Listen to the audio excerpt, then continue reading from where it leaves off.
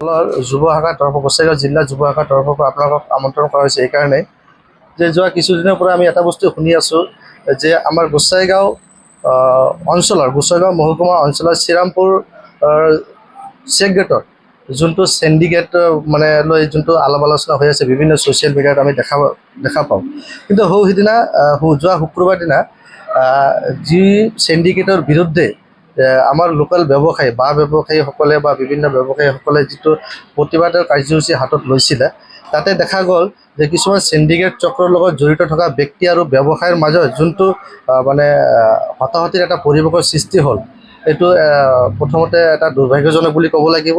আমি আমাৰ জিলা যুৱ শাখাৰ UPPLৰ তৰফৰ পৰা আমি গৰিহণা দিছোঁ আৰু আমি এটাই দাবী জনাওঁ যে বৰ্তমান যি চৰকাৰে যোনটো শূন্য সহনশীলতাৰ কথা কৈছিলে যে জিৰ' টলাৰেঞ্চ বুলি এটা শব্দ কৈছিলে যে কোনো ধৰণৰ চিণ্ডিকেট নাথাকিব, কোনো ধৰণৰ কৰাপশ্যন নাথাকিব।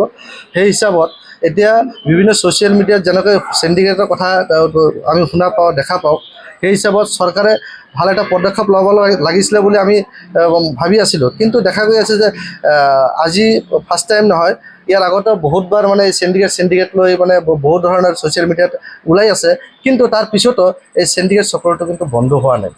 আমি কোকৰাঝাৰ জিলা আৰক্ষী অধীক্ষকে হওক বা আমাৰ গোসাইগাঁও মহকুমা আৰক্ষী অধীক্ষকে হওক, আমি এটাই দাবী জনাওঁ, এটাই আহ্বান জনাওঁ যে এই চিণ্ডিকেট চক্ৰটো উৎখাত হ'ব লাগে, চিণ্ডিকেটটো বন্ধ হ'ব লাগে। এইটো যোনেই জড়িত নাথাকক কিয়, এই চিণ্ডিকেট বন্ধ হ'লেহে আমাৰ ইয়াতে মানে এটা শান্তিৰ পৰিৱেশ বিৰাজ কৰিব।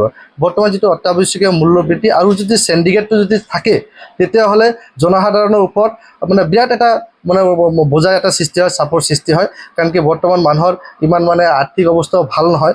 গতিকে আমি এটাই দাবী জনাওঁ আমাৰ UPPL দলৰ ফালৰ পৰা যে এই চিণ্ডিকেটটো বন্ধ হ'ব লাগে, সুস্থ পৰিৱেশত মানুহে জীৱন যাপন কৰিব লাগে, শান্তি সম্প্ৰীতি বজাই ৰাখিব লাগে, বিভিন্ন শ্ৰেণীৰ মানুহৰ লগত এটা সুসম্পৰ্ক বজাই ৰখাৰ কাৰণে আমি চবেই চেষ্টা কৰিব লাগে। আজি আমাৰ আপোনালোকক মাতাটো এইটোৱে মূল উদ্দেশ্য।